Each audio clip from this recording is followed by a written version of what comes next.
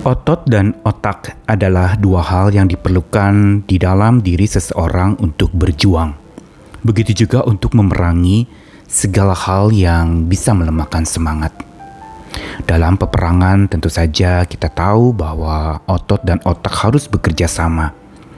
Otak mengatur strategi peperangan, sementara otot bicara tentang kekuatan fisik seseorang untuk bisa mampu mengalahkan musuh-musuhnya. Namun di dalam peperangan rohani yang dibutuhkan sesungguhnya adalah kekuatan otak, akal budi, dan itulah yang menjadi sarana di mana Tuhan memperbaharui jiwa seseorang. Pembaruan oleh dan melalui akal budi manusia. Dan karena itu betapa pentingnya untuk kita bisa menata dan mengontrol, mengendalikan akal budi kita supaya tidak dipenuhi dan diisi oleh berbagai macam pikiran-pikiran yang buruk. Mengapa demikian? Karena dengan memberi ruang pada pikiran buruk, kita justru sedang memberi peluang kepadanya untuk menguasai dan berdaulat penuh atas akal budi kita. Sehingga pikiran-pikiran yang baik tersingkirkan. Karenanya betapa penting untuk kita tidak memberi ruang kepada pikiran-pikiran buruk itu. Saya Nicholas Kurniawan kembali menemani di dalam Sabda Tuhan dari Yosua 9 ayat 3 sampai 5. Tetapi ketika terdengar kepada penduduk negeri Gibeon apa yang dilakukan Yosua terhadap Yeriko dan Ai, maka mereka pun bertindak dengan memakai akal. Mereka pergi menyediakan bekal, mengambil karung yang buruk-buruk untuk dimuatkan ke atas keledai mereka, dan kirbat anggur yang buruk-buruk yang robek dan dijahit kembali, dan kasut yang buruk-buruk dan ditambal untuk dikenakan pada kaki mereka, dan pakaian yang buruk-buruk untuk dikenakan oleh mereka. Sedang segala roti bekal mereka telah kering, tinggal remah-remah belaka. Ketika otot sudah kehilangan kekuatannya, maka otaklah yang berperan di dalam seseorang berperang. Dan karena itulah maka kita lihat di dalam bacaan tadi Yosua pasal 9. Dikisahkan akal orang-orang Gibeon yang baru saja mendengar tentang berita bahwa Yosua berhasil mengalahkan musuh-musuh, termasuk Gibeon juga adalah musuh-musuh Israel. Dan karena itulah dalam keadaan terdesak, dalam keadaan terjepit, maka muncullah akal-akalan dari mereka. Mereka mau melakukan segala cara agar mereka selamat. Kondisi yang buruk mau dipakai untuk supaya mereka dengan pikiran yang buruk pula menyelesaikannya. Dan disinilah sebenarnya terjadi sebuah kejanggalan sekaligus juga kekacauan.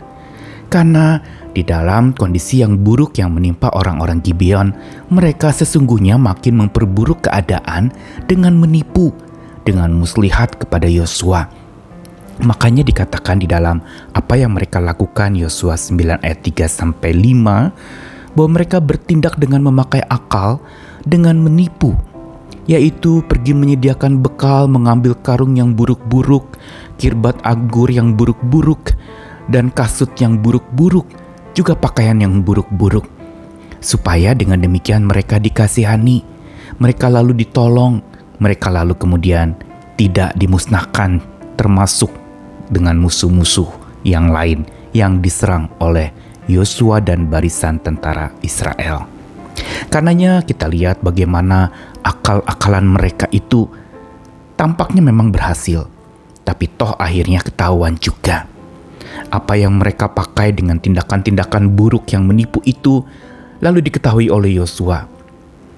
Dan mereka mengemukakan alasan bahwa memang mereka ketakutan, mereka terdesak dalam keadaan yang buruk dan hampir mereka tewas, hampir mereka dihabisi oleh tentara Israel. Maka saking takut kehilangan nyawa, mereka menipu. Inilah yang seringkali kita lakukan, bukan? Pada saat dimana kondisi sedang buruk-buruknya, kita makin memperburuk keadaan dengan pikiran-pikiran yang buruk, pikiran yang menipu, yang menyangkal, yang penuh dengan dusta, yang bahkan juga penuh dengan kesombongan, dan berbagai macam pikiran-pikiran buruk yang bisa berkecamuk memenuhi akal budi seseorang. Padahal kondisi sudah buruk dengan pikiran yang buruk akan makin memperburuk segalanya. Namun kita lihat memang ending dari kisah ini bagaimana ketika orang-orang Gibeon itu memohon maaf, memohon ampun kepada Yosua, dan akhirnya Yosua juga tetap menolong mereka walaupun tentu saja dengan amarah dan dengan teguran yang keras karena mereka sudah menipu dengan akal buruk mereka. Dan kita lihat apa yang menjadi pelajaran buat kita hari ini dari orang-orang Gibeon yang berperang dengan akal. Mereka justru memberi ruang kepada pikiran buruk di dalam hidup mereka. Sehingga lalu kemudian mereka sebenarnya sedang memperburuk keadaan mereka walaupun mungkin akhirnya mereka selamat. Tetapi cara mereka adalah justru dengan cara yang salah. Dengan memberi ruang pada pikiran buruk, sesungguhnya mereka sedang memberi peluang untuk pikiran buruk itu bertahta menguasai mereka, sampai-sampai iman mereka terlunta-lunta dan siap binasa. Saking takut mereka mati, saking takut mereka binasa, maka mereka melakukan hal yang buruk, berangkat dari pikiran-pikiran yang buruk. Namun apa yang seharusnya kita lakukan saat kondisi sedang buruk di sekitar dan sekeliling kita? Jangan sekali-kali memberi ruang pada pikiran yang buruk, tapi tumbuhkanlah pikiran-pikiran yang benar dan baik. Supaya justru dengan kita memberikan ruang pada pikiran yang baik dan yang benar, kita sebenarnya memberi peluang untuk mereka bisa menguasai alam pikir kita. Kita tidak terjerat kepada keburukan keadaan atau pikiran yang buruk makin memperburuk keadaan. Tetapi kita justru dipenuhi dengan pikiran-pikiran yang baik dan yang benar.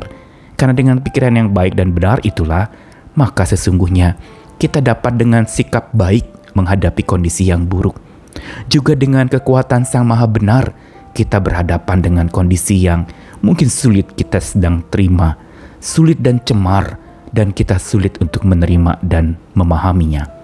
Tapi dengan kekuatan Tuhan kita mampu untuk supaya pikiran yang baik dan yang benar itu bertata menguasai hidup kita, sehingga iman kita tidak terlunta binasa, namun bertumbuh makin menggenta, menggema kemana-mana dan jadi dewasa. Mari kita belajar lagi, bukan saja mengistirahatkan pikiran, tapi mengendalikan pikiran kita. Supaya kita pikirkan apa yang seharusnya kita pikirkan seturut dengan iman kita. Bukan seturut dengan ketakutan kita, bukan berangkat dari kekhawatiran kita, tetapi pikiran yang sungguh memberi ruang kepada Tuhan yang leluasa bekerja, mengendalikan dan berdaulat atas hidup kita. Sekali lagi, jangan beri ruang pada pikiran buruk, tapi berilah ruang kepada pikiran-pikiran yang baik, agar hidup kita menjadi lebih baik. Berilah ruang kepada pikiran-pikiran yang benar, agar hidup kita menjadi lebih benar. Tuhan mengasihi kita sekalian, mari berjuang lagi, kendalikan pikiranmu bersama dengan Tuhan, Sang Maha Pengendali hidup. Terpujilah namanya. Amin.